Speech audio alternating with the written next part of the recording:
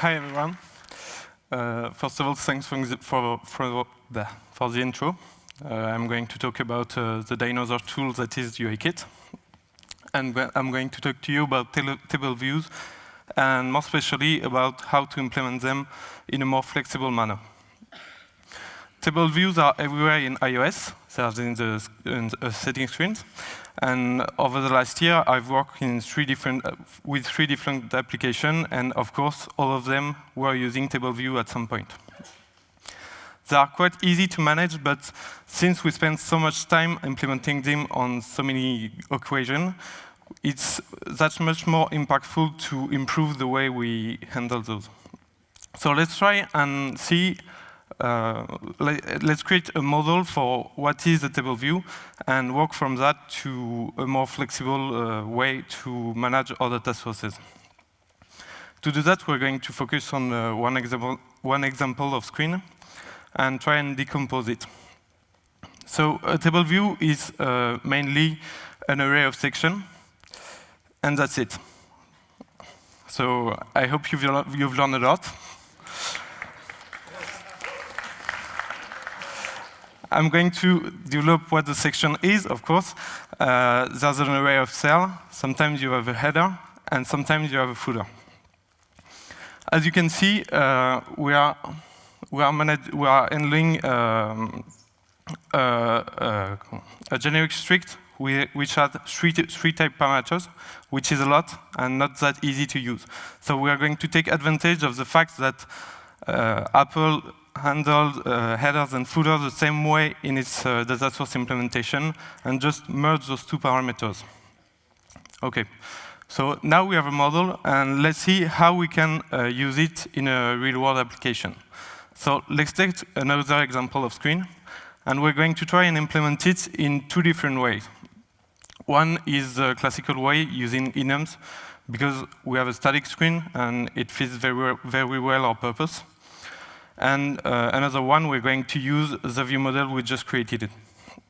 So let's go for the enum-based implementation. We need an enum for the section, one case for each section. And for each section, we're going to have an enum containing all the cells in the section. What does it make of our data source? We're going to return the number of sections using the case iterability of our enum. And the same goes for the number of cells in each section. As far as returning the configured cell, we're going to do the same thing. We're going to switch over the sections and switch over the cell we are going to render and just configure it as we need. So this is pretty simple. Let's try and do this using the view model we just created.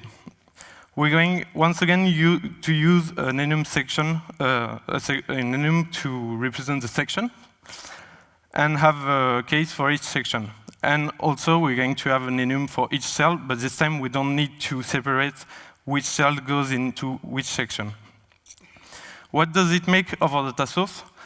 Well, this time we are not going to use a static return. We're going to work on an instance of our view model. So we're going to return the number of sections dynamically. The same goes for the number of cells in each section.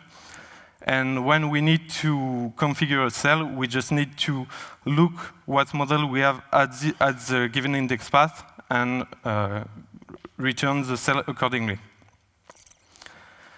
OK, but we need to create at some point our instance of view model. So let's see how this goes.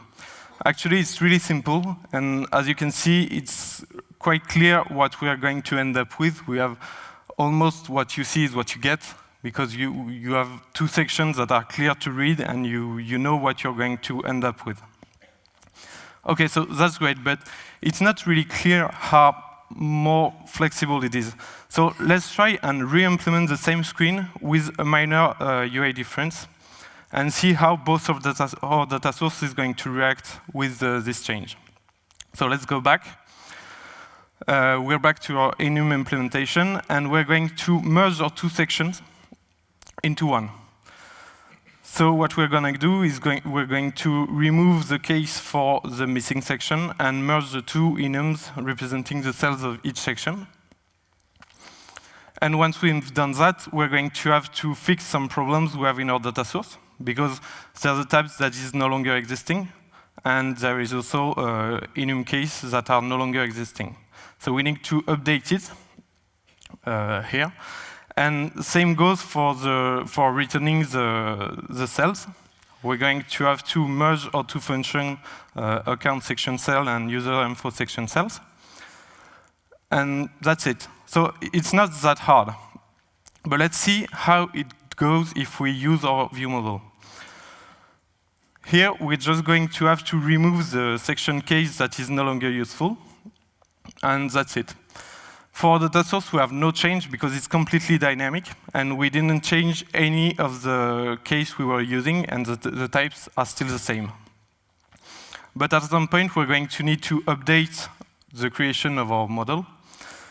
And that's really simple too. We just need to merge the two sections, and that's it. So I'm pretty sure I've almost convinced you how flexible it is, so now I'm going to present you the best feature you've ever dreamed of in any setting screen. We are able to shuffle the cell at will in an animated fashion. So that's great. You can tell your customer, and they're going to be very happy about it. But how do we implement this animation?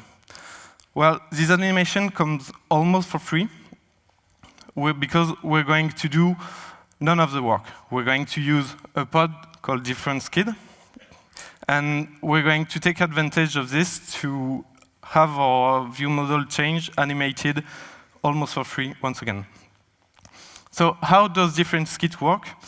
Well, it relies on a protocol called differentiable, which enables it to know which cells are which, for example, if they represent the same idea. But sometimes we don't only want to move around cells or delete them. We also need to know when they just change appearance to reload them. So we also need this protocol called content equatable to tell if we need to reload the cell or not at the reload. OK, so that's it for cells. And section needs the same treatment because we want to be able to animate a section either. They just need, well, the same thing. They need to be differentiable, meaning we can know which section is which and when we need to reload them. And also, we need all of their elements, which are the cells, to be differentiable. So once we've conformed to this protocol, we can create an object called stage change set.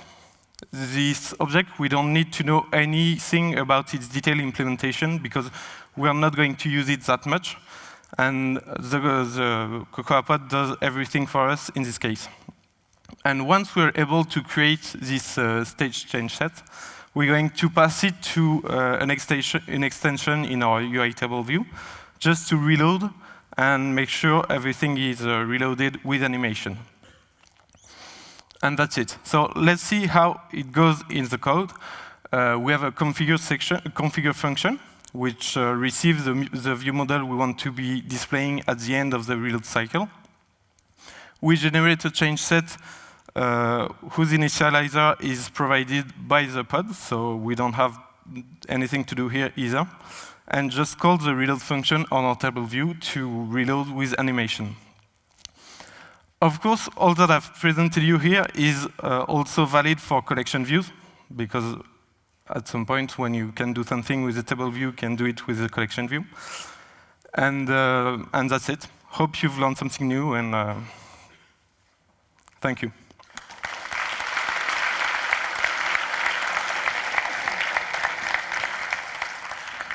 Thank you. Thank you.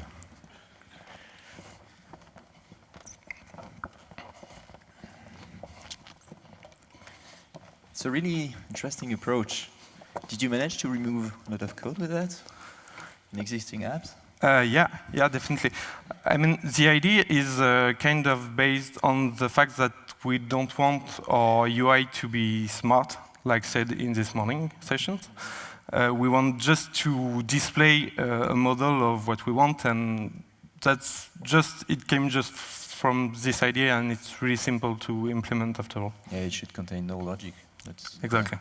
Are you using that in your apps or at Fabernovel as an internal pod, or? No, it's not an internal pod. It's just a few lines of code around. I drag in every new project I create. But yeah, I'm definitely using it in production, and it works really well. And did you teach all your coworkers to use the same approach and making sure that it's always done the same way? Actually, we're not that harmonized on this matter, because always people who want to have their own implementation, and of course the idea of creating this model can seem a bit complex at first. But yes, I promoted the idea, and I guess it's getting people convinced more and more, I guess. Yeah, usually it's hard in a company to make sure that passing the good ideas and making sure everyone is using the same methods. And in your opinion, would that be feasible to have a simple drop-in component that uses the Apple way in iOS 13 and kind of your way for retrocompatibility? Yes, I mean, with differentiable data source in iOS 13, I guess I didn't look deep into it enough, but I guess you could just adapt this model and make it usable with this with differentiable data sources, and just use that for iOS 13 plus and this method for the rest. Okay, cool.